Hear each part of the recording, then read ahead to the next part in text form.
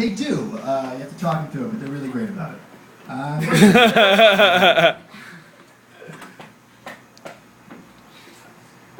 Aggressive. Aggressive.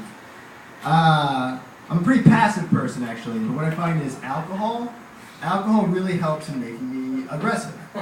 So I can get into a fight in a normal circumstance, but with alcohol. I remember this one time in college, I really was in love with this girl, really beautiful girl. We hooked up once or twice. It was like when she was really wasted, she would hook up with me, and I would just follow her around until that happened.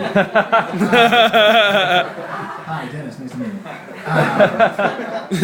So I was at this party that she was at, and we hooked up a little bit, and then she'd gone back out on the dance floor, and this giant, super muscular guy was dancing with her, and I later nicknamed him Mr. Clean Foosball. Super muscular, and they were dancing, and they were kind of making out. I was just in the corner being like, this fucking guy. I'm drinking and drinking. Dennis. So she's done, she's walking away, and he like grabs her arm and he's like, hey, where are you going? She's like, oh, I just want to go, blah, blah. And he's like, no, stick around, I like you. And she goes to leave again, and he grabs her and he's like, no, don't leave. And I walk up to this giant man who's holding her arm, and I slap his hand out. She said she's ready to leave, sir. And this guy looks at me, and I give him like a push, and when I push him, he doesn't move. And he gives me like a little push back, and I'm like all the way back to the wall and hit it. But I'm drunk, so it doesn't matter. So we're pushing back and forth. And luckily I had a really good friend who was big who comes in and literally pushes this guy back and holds me back. And of course, because I'm a drunk asshole, I'm like, don't hold me back, man, I'm gonna get it. So. Yeah. Woo! I know, it's great. Forget.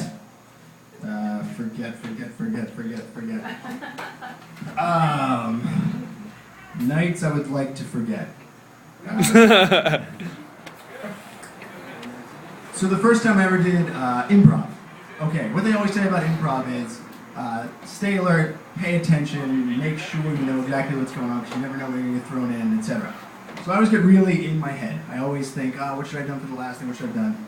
So the first time I was ever here doing improv, it was really nervous because it was the first time in front of people.